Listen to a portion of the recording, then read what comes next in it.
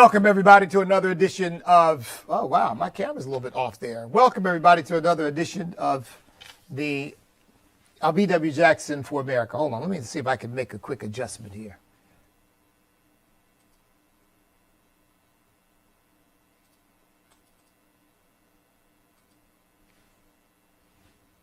I don't know whether you all can see that or not, but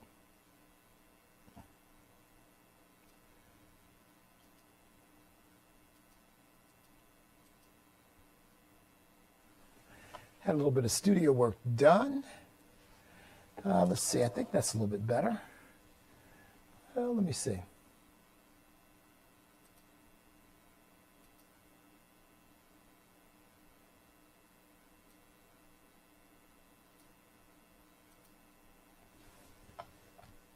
There you go. I think that's good.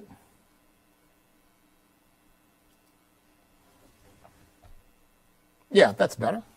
Okay. Sorry about that, folks. Had a little studio work done yesterday, and I guess some things got shifted, moved around a little bit. But at any rate, look, first thing right out of the box is we got a big storm coming. It's going to hit the Gulf. Hurricane Helene is going to hit the Gulf. It's going to head on up inland. And I am really concerned about the Salt and Light Conference, which I think the day of the conference, the weather should be okay. But the 2 days, today and tomorrow, leading up to the conference are going to be a problem. I was due to fly into the Charlotte area tomorrow. I'm not sure that's going to work now. So you all be praying for me because I've got to make some decisions about exactly what our travel plans are. I'm doing Texarkana on Saturday. I was supposed to be flying out of Charlotte on Saturday and into Texarkana. Really, the only way for me to get this done would be to leave today, and I just don't think that's possible. I don't think that's workable to try to shift flights and get there today so that I'm there for the storm tomorrow. The area that I live in, Southeast Virginia, does not appear to be in the pathway of the storm. So, but parts of Virginia, I think, are more inland, are in the path of the storm, and the Carolinas, clearly, Charlotte is expected to get hit very, very hard, and the Asheville area, this is Ashland, Virginia, but Asheville, North Carolina, and Marion, which is right near Asheville, which is where the conference is going to happen. Those spots are going to be hit very, very hard today, and then even worse, I think, tomorrow, when we would be due to be flying in. Very heavy rains, flooding. I expect significant delays tomorrow. I'd be shocked if there weren't, because it's very difficult for planes to fly in that kind of weather, and certainly difficult for them to land and take off with the same frequency and smoothness that they do in good weather. So be praying for us, because I'm just not sure what's going to happen there. That was one thing I wanted to get out of the way. Here's the second thing I want to mention to you.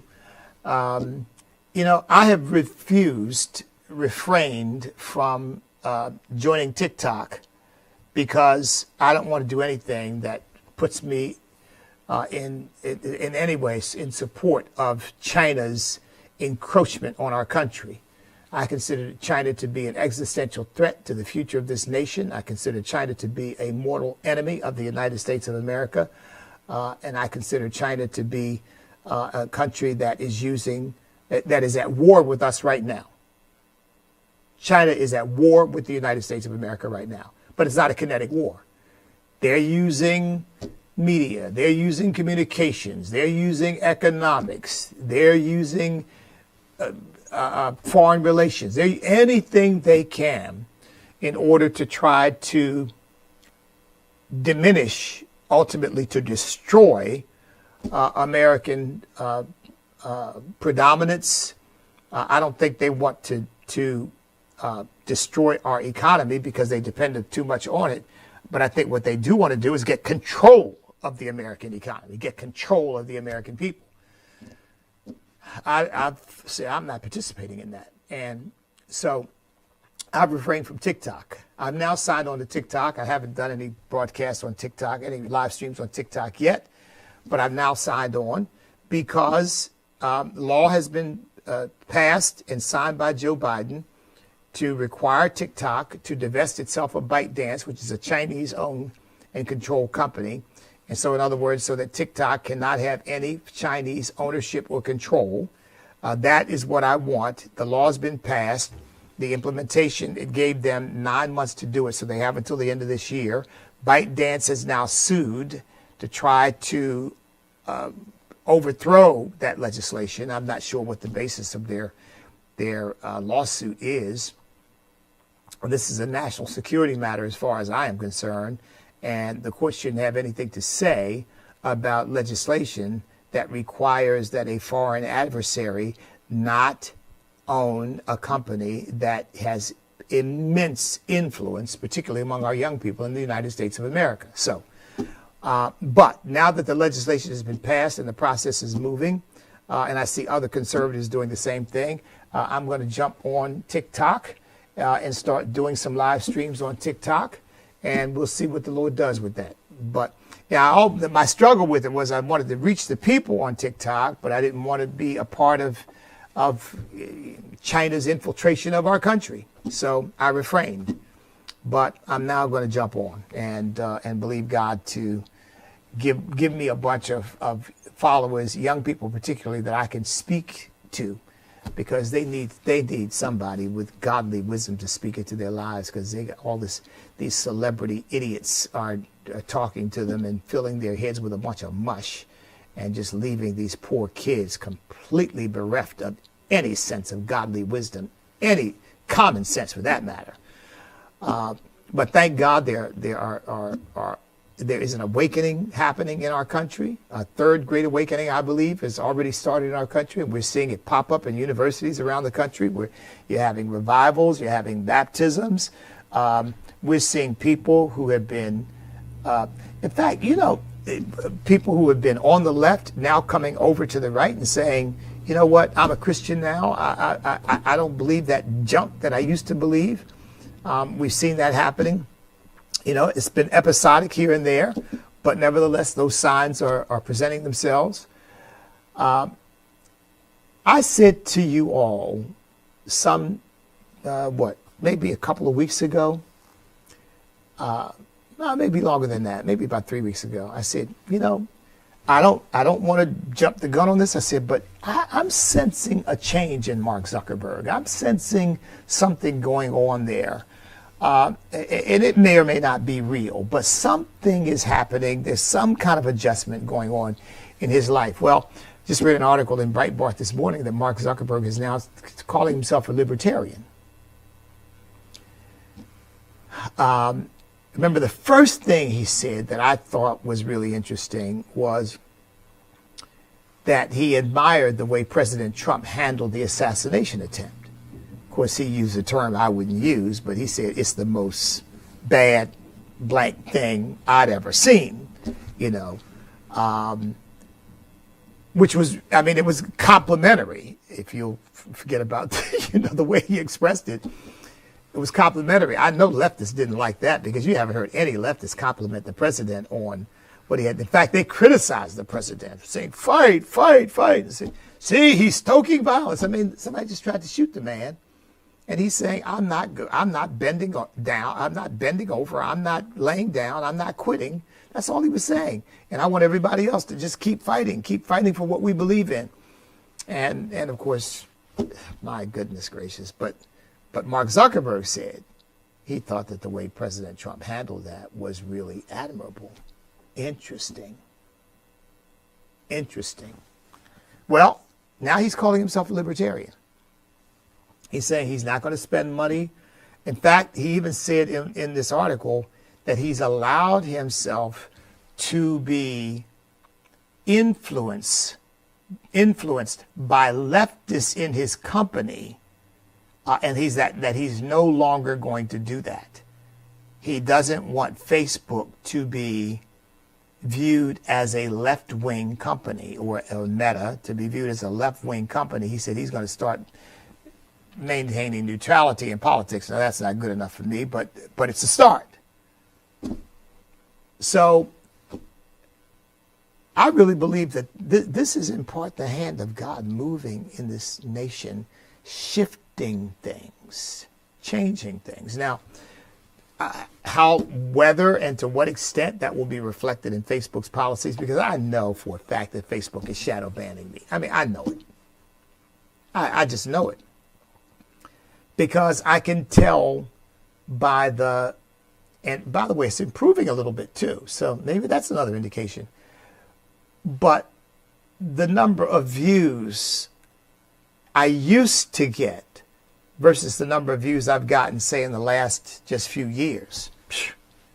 I mean, it just, I'm flatlined, basically. It's like there's a lid on my growth on my Facebook page, and it just doesn't move. And with all the product that I put out, I just don't buy that. In fact, I mean, even I've just boosted something recently, my sermon on Sunday, because I got such great feedback. I boosted it, and even the boost is not really doing much. So I know that they've been shadow banning me. I know that. And I'm on Rumble. As a matter of fact, I've got to find out how my son is handling that, and I got to talk to him about how I figure out what's going on with Rumble. But basically, I'm going to use every avenue available to me to get the word out and just believe God for the growth in spite of the effort to sabotage us. I mean, like YouTube, same thing. Well, we can't monetize your account because your content is harmful. I mean, they'll put child pornography and all kinds of filthy, nasty mess on these channels, but somebody like me, preaching the gospel of Jesus Christ, giving a viewpoint that's according to the word of God, my content is harmful. So if I say homosexuality is sin, and it is, that's hate speech, that's harmful. You can't monetize your account because you're saying harmful things. Somebody comes on and says, we just operated on a 12-year-old child and removed that girl's breast. And it's just a wonderful thing we've done for her, because it wasn't a girl, it was a boy. And we figured that out. There was a boy in a girl's body. So we are now altering that body to make it consistent with the boy that's on the inside. And that mess goes, oh, yeah, wonderful. Yes, bye. Oh, that's just great. Let's promote that. Oh, it's insanity. It's spiritual and moral insanity. These people are mentally insane. I mean, they know exactly what they're doing, but they're spiritually and morally insane because they've completely lost touch with morality, which is what happens when people start making up their own morality. Well, you know what? I got a lot of stuff to cover today. So pray for me about this trip to Salt and Light Conference in Marion, North Carolina on Saturday, because I'm just not sure yet exactly how I'm going to talk to the folks down there. If I had a private plane that could put me on an airplane and fly me down there today, I could do it. But if I've got to fly out commercially tomorrow afternoon, that to me is a very iffy proposition. So we'll see. All right. Let's see. Got lots of stuff to cover here. Let's begin with these assassination attempts on President Trump. The left is not letting up. I really believe this, folks. And I'm not a conspiratorial thinker. You all know that. I don't like conspiracy thinking. I think it's intellectually lazy. But that doesn't mean there aren't any conspiracies. And as I said before, when people all share the same values, when they have the same outlook, the same worldview, they don't really need to get in a room and conspire because they're on the same page anyway. And it's very, very easy for them to synergize because they think the same way. Well, I wish the Christian community would learn to take that approach, that we ought to all be thinking the same way and pretty much voting the same way and espousing the same policies because we're all singing from the same hymn book, which is the Word of God. But unfortunately, that's another matter. Let me not get off into that. the left is continuing to use the rhetoric of assassination. They're continuing to, in some ways, in my view, to subliminally call for the assassination of President Trump in one way or another. And again, I don't think that they sat in a room somewhere and said, now here's how we're going to do it. But I think, Jesus said, out of the abundance of the heart, the mouth speaks. A good man out of the good treasure of his heart brings forth good things. An evil man out of the evil treasure of his heart brings forth evil things. I think that's around Matthew 12:30. This woman, Raimondo, talking about Donald Trump, said we have to extinguish him. This is the Commerce Secretary, the same woman who didn't know anything about the labor reports that showed the job growth data to be completely wrong by close to 1 million jobs, inflated by close to 1 million jobs. So she didn't know anything about that report, so the woman is a complete incompetent. But nevertheless, she comes on MSNBC's Morning Joe and says, we have to extinguish President Trump. Yeah, extinguish. And she just lets that right out there. She said, let's extinguish him for good. That's a quote. Let's extinguish him for good. Now, this is after 2 assassination attempts on the man's life. So finally, toward the end of the interview, Mika Brzezinski, the woman who hosts this abominable thing that I never watch it, but I'm just based on reading articles and reviews, says to him, and by extinguish you mean vote him out. And she says, oh yes, absolutely. Well, it's a little too late at that point, because you've already sort of sent the signal out there. Extinguish him for good. I mean, doesn't that sound like a death threat? Let's extinguish him for good. So then when she's asked, by extinguish, you mean vote him out? Oh, yes. Oh, yes. Yeah. Well, and on Whoopi Goldberg, on that, the witch's brew called The View, she likens Donald Trump to a bug. He's like a bug, and he's like a bug. And I remind you that it was the Tutsis who likened the was it the Hutus, the Tutsis?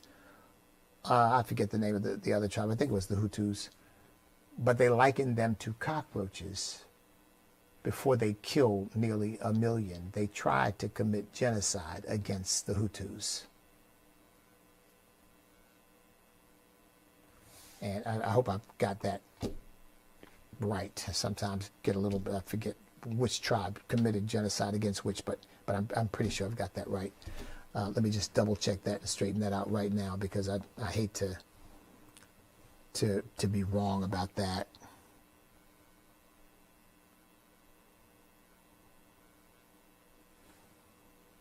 Yeah, it is the Hutus. It was the Hutus who tried to exterminate the Tutsis. I had it backwards. It was the Hutus who tried to exterminate the Tutsis. But at any rate, they did so. They prepared themselves psychologically by referring to them as cockroaches. And she's comparing Donald Trump to a bug. And so while she's doing that, Joe Biden, right on camera, reaches out his foot, goes, and they all laugh. In other words, yeah, he's a bug. Kill him. And this is after 2 assassination attempts on the man's life. And you would think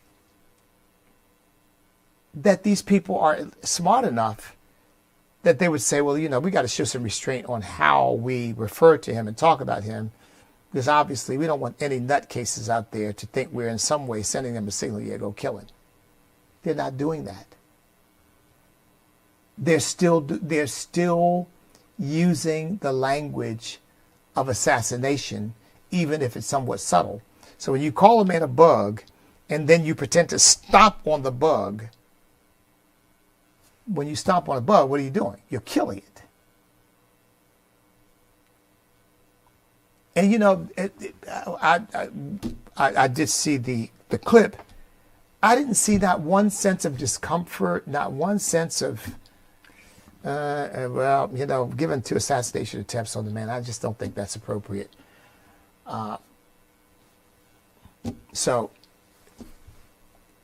the bottom line is, what I said before is being confirmed over and over again. First, I said, they're not going to let up on this rhetoric. That was the first thing I said. And then I said, they want the man dead. They want the man dead. They are hoping that somebody will kill him. Because after 2 assassination attempts, to be talking this way, to me, is to say, let's keep the pedal to the metal and hope that somebody takes him out before Election Day.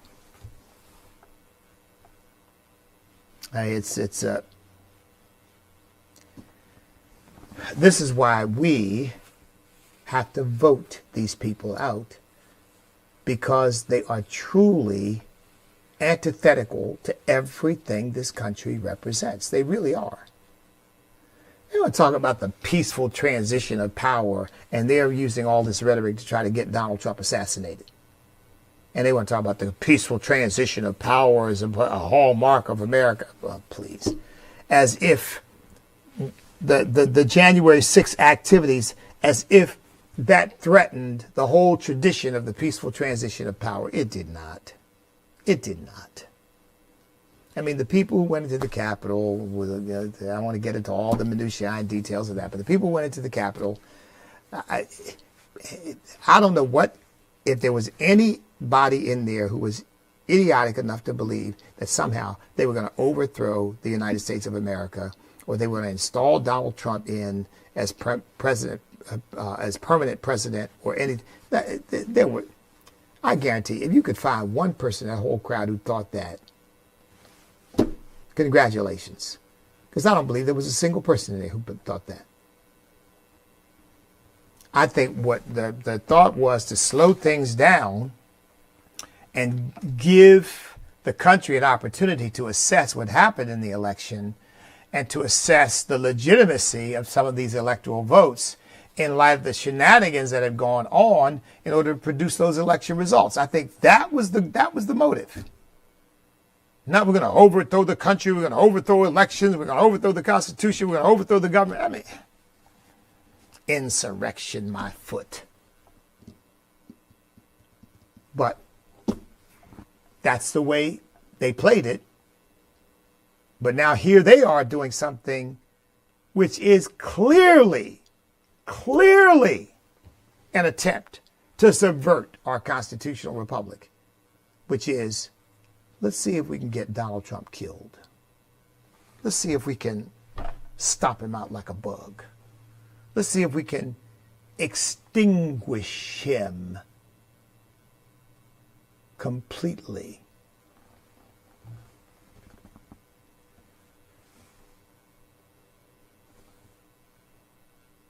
We got to pray, folks, for his protection. I've said that many, many times, but I've got to say it again. We've got to pray for his protection, because if you think that the fairness or the decency of the Democrat Party will rein in their most radical or rogue elements, you got another thought coming. They're trying to unleash them on him.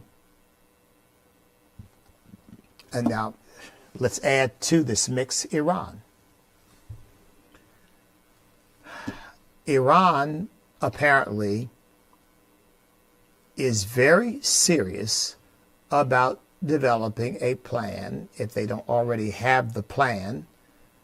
I don't know if we know what the plan is, and we meaning if our law enforcement officials know what the plan is, or the Secret Service knows what the plan is, but they clearly are committed to killing Donald Trump. But look, the Biden administration financed it.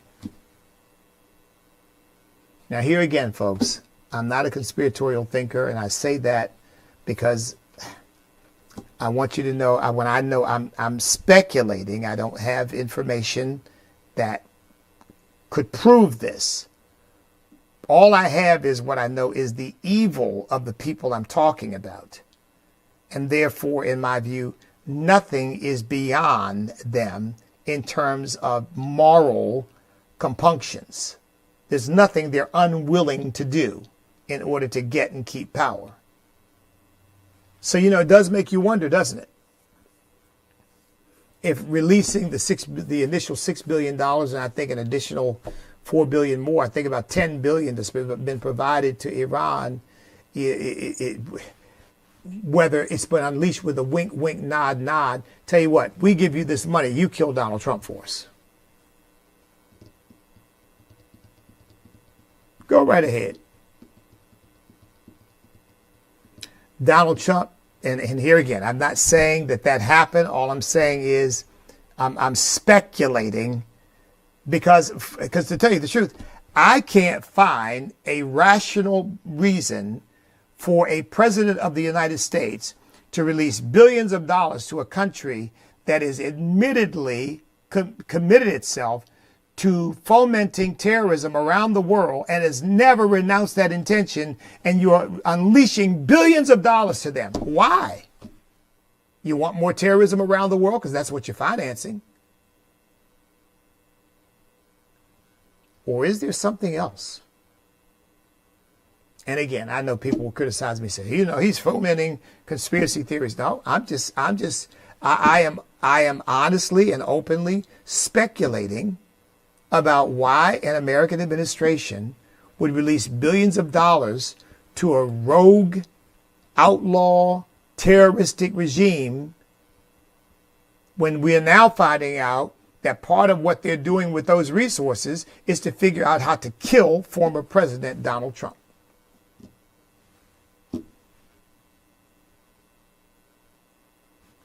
Donald Trump said if he were president and they were threatening any candidate, and he didn't say Republican candidate, Democrat candidate, any candidate, he said he will tell them in no uncertain terms, if you harm one of our candidates or a president, we will blow you to smithereens.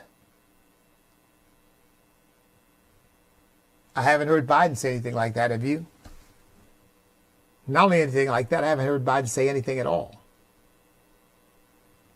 I mean, even an indignant, we may not see things the same way as Republicans and Democrats, but we all love our country and we all honor the process of electing a president.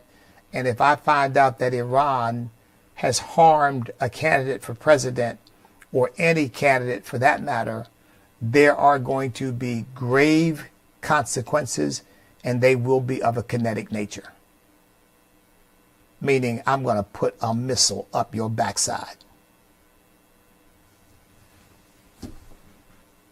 Ronald Reagan did that to Muammar Gaddafi, and you know what? All Gaddafi's little plans and shenanigans to do terrorist acts against the United States stopped. I mean, he turned on a dime. Yeah, because when you see a missile bearing down on you, that'll have an impact on your thinking. But Joe Biden says nothing. Why? I think the answer is obvious. And I've said it already. Because they want President Trump dead, and they don't care how it happens. If it happens, if Iran does it, great. If some nutcase in America does it, great. I think that's the way they're thinking. And look, I'm open to be proven wrong. I'm open to hear a bold, unequivocal consensus coming out of the Democrat Party that says we don't like Donald Trump, but we want Donald Trump protected. He is our fellow American. He is a fellow human being. He is a candidate for president. And no matter how much I may abhor his policies, I will defend that man's life to the death because it's un-American to be trying to kill a presidential candidate. How about that? As I said, if I heard something like that coming from a Democrat, I could at least respect that. But you don't hear it at all, do you? You know why? They're afraid that some of their far leftist friends who agree with them that they want Donald Trump dead will not vote for them or won't go out to the polls or won't work with them because they'll say you turn soft. We all agreed that we got to get Donald Trump killed, and now here you are defending his life.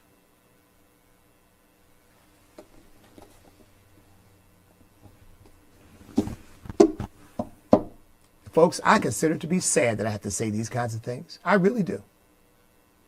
And frankly, 10 years ago, maybe even 5 years ago, I wouldn't have said them. But I say them now because they have a basis in fact. Okay? I would love to hear somebody say to me, oh, well, you know, didn't you miss the press conference, the confab, the statements where they absolutely denounced violence and said we are going to absolutely defend Donald Trump to the hilt? No, I missed it. Did you see it? Because I haven't. And even if they did something like that, when you're going on shows, gesturing, stomping on Donald Trump like a bug, or you're going on shows saying, yeah, he needs to be extinguished permanently. What was the language that she used?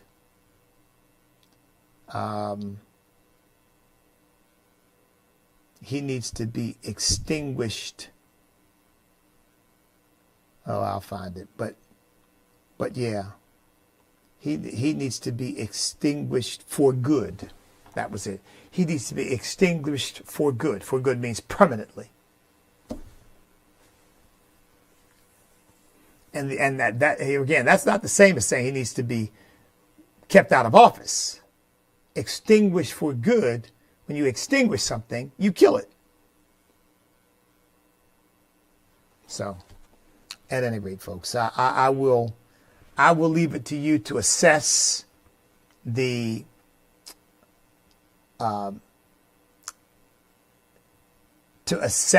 that insight as you see fit. And some of you may disagree with me and may think that, well, I'm going a little bit too far. But and I stand ready to hear the refutation. I mean it. I'm serious. I stand ready to hear. No, Bishop, you haven't heard this. Look, I'm pretty well read on these issues. Don't get to go into everything in great depth because I've got a lot of stuff to do. But I pretty much get a broad swath of what's going on every single day, and I have not heard that. What I've heard is the things I'm reporting to you.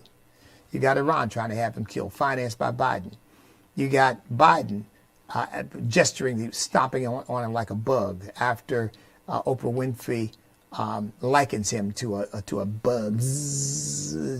Yeah, and then you've got this woman Raimondo, and she is Commerce Secretary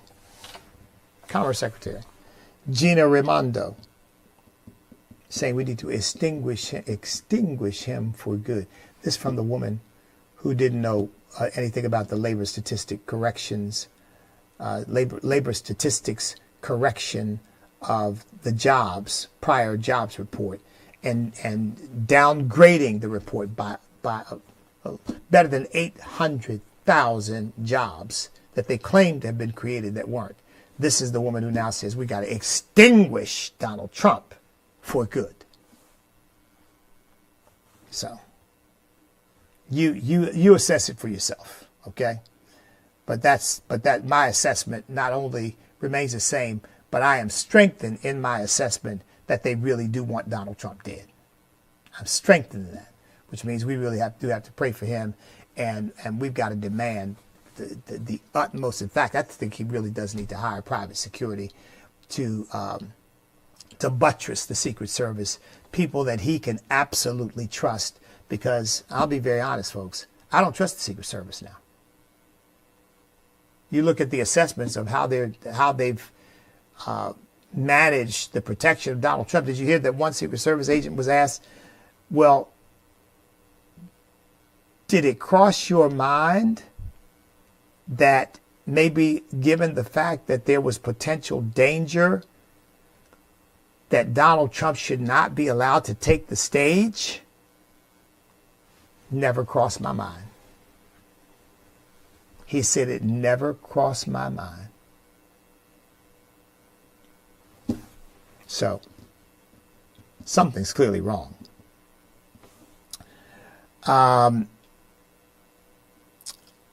Oh my goodness, I've only got about 5 minutes or so.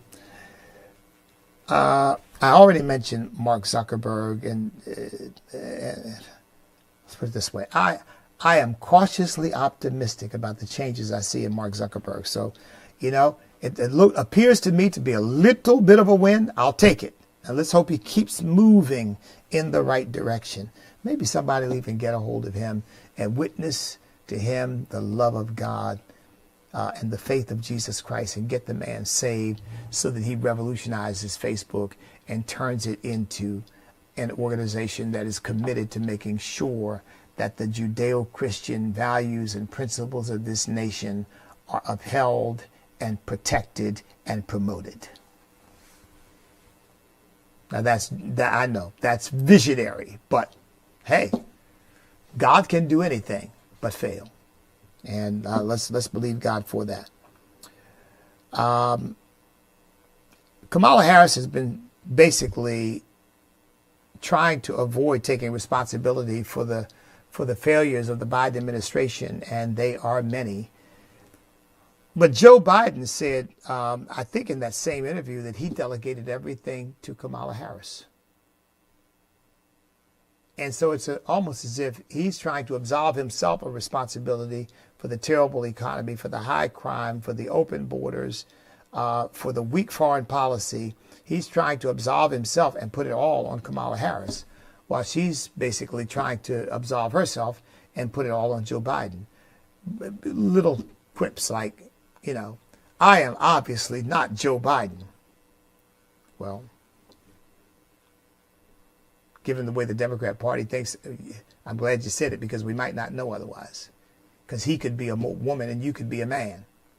Because what's the difference, really? So, but it's interesting that he's saying, no, I delegated a responsibility for everything to her, which is unusual anyway, because presidents do not do that for vice presidents, but that's what he's claiming. So who's lying? Probably both of them, because they're both liars. But she can no longer, based upon Joe Biden's statement, say, I had nothing to do with it. I'm going in a different direction. Yeah, right.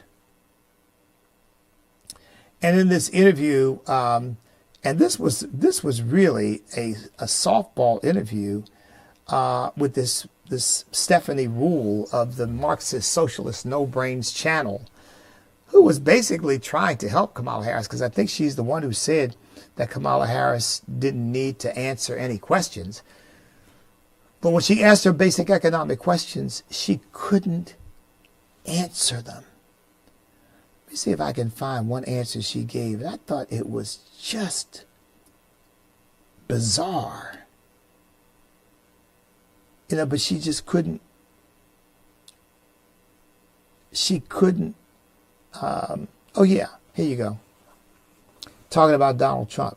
Quote, he's not serious about how he thinks about some of these issues. And one must be serious and have a plan, and a real plan. That's not just about some talking point ending in an exclamation at a political rally, but actually putting the thought into what will be the the return on investment? What will be the economic impact on everyday people? What in the world is the woman talking about? You know, it's like the line Donald Trump said during the debate with Biden, with Joe Biden, where he said, I don't know what he's talking about. I don't think he knows what he's talking about. I don't know what she's talking about. I don't know. I don't think she knows what she's talking about. I mean, that was just one example of another one of these word salads. He's not serious. One must be serious. That's not just about having some talking point in an exclamation at a political rally. You know, and this is the woman without any plan whatsoever for anything. And she's got the nerve to be criticizing Donald Trump. Donald Trump has been president of the United States. Donald Trump implemented specific policies and strategies. We know what Donald Trump stands for. We've seen it. We've witnessed it. He clearly does have a plan. She does not.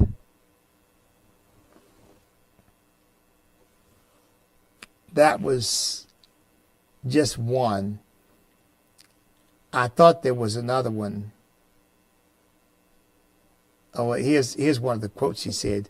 Gone is the day of everyone thinking they could actually live the American dream. Who's responsible for the American dream being gone? When she was asked how she was going to implement policies against price gouging, said, how do you go after price gouging without implementing price controls? Her answer was, yes, I'm going to go after them. I mean,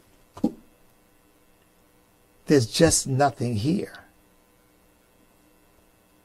The woman, once again, if she's not prepackaged and rehearsed with memorized lines where she's actually got to answer off the cuff, it just becomes obvious again that the woman is an airhead. I mean, her commercials sound pretty good. They sound pretty articulate, pretty coherent, but that's because somebody's given her lines and told her to say this. Look at the camera and say this. But when she's actually confronted with a question, even from a friendly reporter, she can't give a coherent answer. So, we just need to, again, pray and work and pray that the American people see this woman for who she is and that she loses by a landslide. Because I want a victory that says to the American people, we are not Marxists or socialists or communists, and we don't want our country led by Marxists or socialists or communists. That's not going to happen in our country.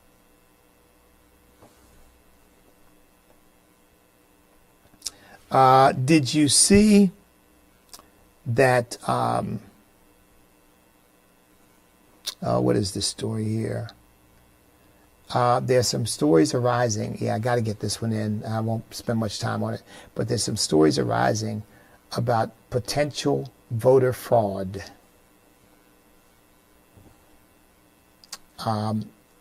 We've been finding in certain jurisdictions, in one, as a matter of fact, let me see if I can bring that one up. In Wisconsin, thousands of duplicate ballots. Now, why are duplicate ballots being made? And they thought, oh, that was just a glitch. That was just a mistake. Oh, yeah, right. Oops.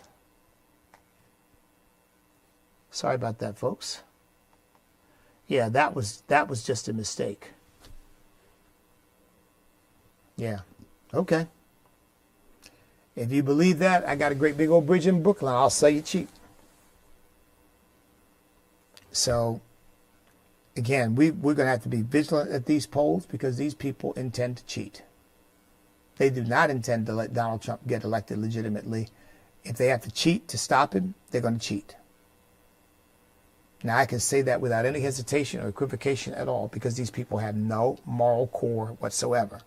And they will do whatever they think they need to do in order to get whatever they want. And by the way, Kamala Harris has supported the ending of the filibuster. And her main reason is that she wants to be able to pass a federal ban on any abortion restrictions, and she doesn't want the filibuster to get in the way of that. And that's their view of democracy. If I get one extra vote, I will impose upon the people all the baby killing I want, all the parental intrusions we want into the lives of children, to remove them from their parents' custody so we can operate on them and inject them with hormones and straighten out their gender confusion by mutilating their bodies. We can make all these illegal immigrant citizens. We can pack the Supreme Court. We can do everything we want to do by one vote. That's what they mean by democracy. That's what they mean. What they really mean is the tyranny of the majority. And they won't even have the majority of the American people. They'll just have the majority. If they have it, they would have the majority of the Senate in that case. Well, I think I'm going to leave it at that. We're done for today. I tell you the truth, folks, I don't know whether I'll be on live with you tomorrow. It depends on what plans I have to make in order to try to get to North Carolina, if I'm going to get there tomorrow. So like I said, you all be praying for me. Look, just stay in the fight. If you want to help us, we are running ads in Pennsylvania, North Carolina, and Georgia, particularly focused on black voters. If you want to help us, go to StandAmericaPAC.us, StandAmericaPAC.us. Make the most generous contribution that you can to help us run as many ads as we can in these communities to try to limit Kamala Harris's black vote. Because if she gets 92 to 95% of the black vote, which is what Barack Obama did, folks, we are in trouble. I don't see how we'll win Georgia or North Carolina or Pennsylvania if she gets that level of black support, and we've got to make sure that she doesn't. Help us. StandAmericaPAC.us. All right, you know what to do. Stand up, step up, speak up, refuse to back up. Because we cannot be defeated if we will not quit. Because we are on God's side. God bless everybody.